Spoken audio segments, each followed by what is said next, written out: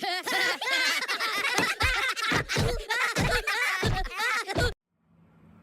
everybody, I'm Joshua Orro, the Mustang Prince, and welcome to Mustang Prince Orro Reports. Now last time, I looked at Illumination's first animated film, Despicable Me, and while it was good, some of the jokes weren't really that funny, and its villain was just plain silly. But after it was released, it became an unexpected success. Not only that, but it also influenced a short called Home Makeover, and it got a ride at the Universal Studio Parks called Despicable Me Minion Mayhem. Plus, like every great hit, Despicable Me gained a sequel, and of course, it's the subject of my blog today. Released on July 3rd, 2013, the movie is Despicable Me 2. And now, on for the plot of the movie. Now that Gru has forsaken a life of crime to raise Margot, Agnes, and Edith, he's trying to figure out how to provide for his new family. As he struggles with his responsibilities as a father, the Anti-Villain League, an organization dedicated to fighting evil, comes calling. The AVL sends Gru on a mission to capture the perpetrator of a spectacular heist, for who would be better than the world's greatest ex-villain to capture the individual who seeks to usurp his power? So, how was this sequel? Was it better than the first movie? Well, in my opinion, yes. Yes, it was. And to further explain why I love this sequel, let's head over to Mustang Notes. Now, development of Despicable Me 2 began in 2010, following the success of the original movie, with the directors, producers, and writers returning. Production was underway by February 2012, with the majority of the cast returning to voice their characters, along with some new cast members, while animation services were provided by Illumination McGuff in France. Hayder Pereira and Pharrell Williams returned for the sequel's music. Using Autodesk Maya, over 400 artists worked on the sequel, in contrast of the team of 100 artists the first film required. One of the biggest challenges for the animation team was creating visual effects such as water and jelly, which led to the crashing and replacement of some of the studio's drives. Now, what makes this movie special for me was the fact that I saw it in theaters with a girl I knew from college named Sophia Isali, whom earlier that year invited me to see The Call with her, which I've already blogged last year. Anyway, in my opinion, the CGI animation for this movie is highly improved from the first film. Plus, I like that there's a lot more action, and like Shrek 2, the jokes are a lot smarter, and I like that there's a romance plot. Also, not only do we get to see Gru's underground lab, which is now a jelly factory, but this is the very film that introduces the viewers to the Anti-Villain League, or AVL for short, which is a top-secret organization dedicated to apprehend villains and prominent criminals. Another thing that I like in this movie is the Paradise Mall, where Gru is assigned to investigate in order to find the PX41 serum. And so far, the only stores that we get to see in this mall is Bake My Day, Salsa and Salsa, and Eagle Hair Club. But there are also several others, like a florist called Mum's the Word, Stuff-A-Bear, which is a Build-A-Bear parody, a Japanese restaurant called Maki Sushi, the Game Over Arcade, Mueller's Jewelers, Baby Blue, Wool Street, Saturn Pizza, Paradise Movie Theater, and Fit to Be Bride. Man, these shops almost make this mall pretty similar to other malls that I've been to, like Mission Viejo Mall, Main Place, and the Kaleidoscope. Anyway, moving on. Some of my favorite scenes in this movie include the final climax and the wedding scene at the end. And that's all I got for Mustang notes. So let's move on to the characters and their voice actors. Our main character, Felonious Gru, is once again voiced by comedian Steve Carell, whom I remember from The Office, Saturday Night Live, Bruce Almighty, The 40-Year-Old Virgin, Date Night, Blue Skies, Horton Hears a Who, the 2008 Get Smart movie, DreamWorks Over the Hedge, and the recent If movie. In this film, after adopting his 3 new daughters, Gru has given up his life of villainy and has started a jelly producing business, which its taste is ugh. However, not long after Agnes's 6th birthday party, Gru has been hired by the Anti-Villain League to track down an evil mastermind who stole a secret laboratory whose scientists were experimenting with the mutagen PX41 serum, which has the ability to transform any living being into indestructible killing machines. To me, Gru is still pretty despicable, but I'm glad that he's now a loving father, especially when he helps Agnes rehearse for a Mother's Day show. And I find the plot involving Gru dating and going into a relationship with someone to be very heartwarming and romantic. Though it is very disappointing that I still do not have a girlfriend yet.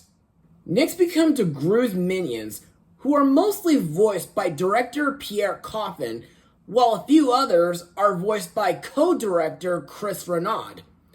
To me, these crazy little dudes are still the funniest characters in animation history, and some of my favorite scenes involving them is when they have an Irish-styled ice cream party where a couple of them babysit the girls while Gru is out, where they act like firemen after Gru used his flamethrower on his telephone, and where they sing I Swear and YMCA at Gru and Lucy's wedding. However, there is a very twisted plot involving them. You see, in a couple scenes, most of the minions are abducted by an unknown person and they become evil, vicious purple monsters due to them being injected with the PX41 serum. Fun fact, Kevin was the very first evil minion to be cured from the serum thanks to an antidote developed by Dr. Nefario. More on him later. Next we have Gru's adoptive daughters, Margot, Edith, and Agnes, voiced by Miranda Cosgrove, Dana Geyer, and Elsie Fisher. To me, these girls are still as lovable and memorable here as they were in the first and third movies, and during this film, Margot has become smitten with a young boy named Antonio Perez and is seen dating him in a couple scenes until he cheats on her with another girl named Rosa. Edith is shown to be athletic and agile, as well as proficient with many weapons and fighting techniques, including the katana and nunchaku. As for Agnes, well, she's still the sweet unicorn lover. Plus, I think she's the most supportive in this movie, especially during the scene where she comforts Gru while he was sulking in the rain. Also, I thought the scene where Agnes screams at an evil Kevin was both very loud and hilarious, due to said scream causing his goggles to shatter, along with a few pictures and a marble bust of her grandma Marlena. Next up is Gru's good friend and assistant, Dr. Nefario, voiced again by Russell Brand, whom was in films like Penelope, Illumination's Hop, 2012's Rock of Ages, DreamWorks' Trolls, and last year's Under the Boardwalk. You know, I liked Nefario in the first movie, and I also liked him in the second Minions movie, Rise of Gru. However, during this film, Nefario leaves Gru and the Minions for a new job due to him missing being evil. Soon, it's revealed that he's been hired by El Macho, helping him kidnap and abduct most of the Minions and mutating them. Thankfully, Nefario redeems himself by warning Gru that his partner Lucy has been taken prisoner and by saving the girls from an evil purple Kevin with the PX-41 antidote.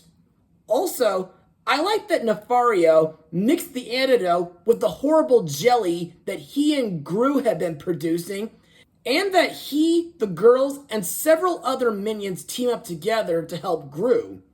Also, I must mention that due to Russell Brand being my friend Sophia's favorite actor, I remember that while seeing the movie in theaters, every time Nefario is on screen, it made her scream in excitement.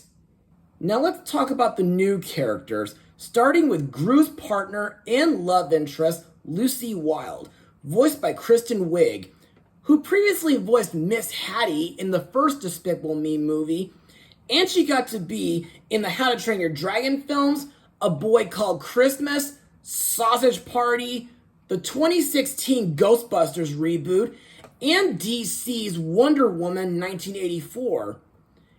In my eyes, Lucy is a great new character. Although she was introduced as a serious and stoic woman, I really like her generally happy, enthusiastic, goofy, cheerful, and perky personality. Plus, I think she and Gru make a sweet team and couple together, and I'm happy that they became husband and wife at the end of the movie. Finally, we come to the new villain, Eduardo Perez, aka El Macho, voiced by Benjamin Bratt, who voiced Manny in the Cloudy with a Chance of Meatballs movies and Ernesto de la Cruz in Pixar's Coco. To me, this guy was a way better villain than Vector from the first movie. He's ruthless, dangerous, and very macho. Plus, I just can't believe that this guy would drink poison like it's water and that he has immense strength. Plus, I thought his backstory, where he faked his death, was very epic.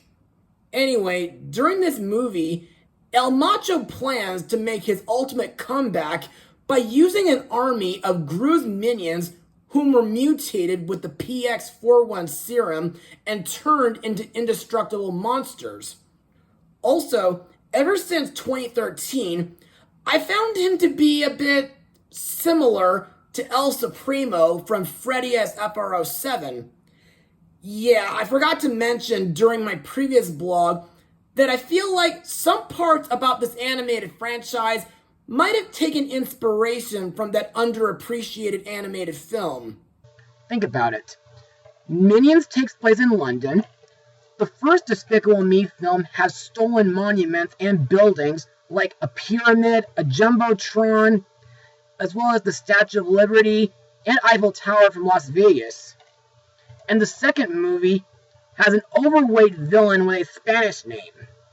However, unlike other animated twist villains like Stinky Pete, Water News, Charles Muntz, Rumi Hiraka, or even Mr. Winky, El Macho doesn't really take himself seriously as a villain.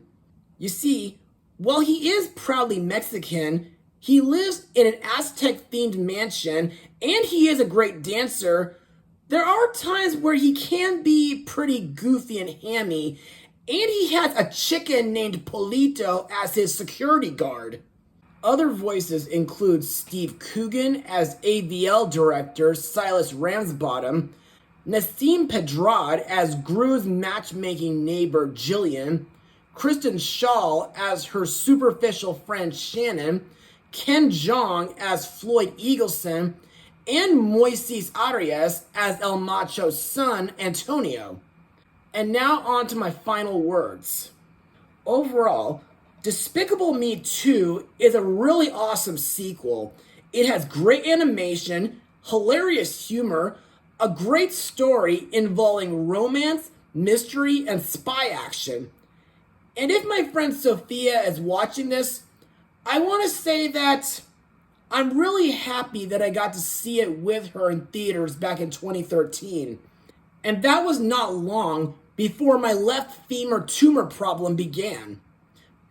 Anyway, if you're a fan of Despicable Me, or if you want to watch some of the greatest animated sequels of all time, this is one that I highly recommend for you to check out.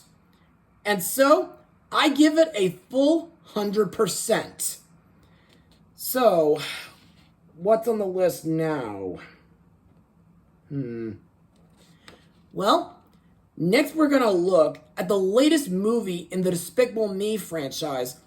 So be sure to join me next time. To be continued.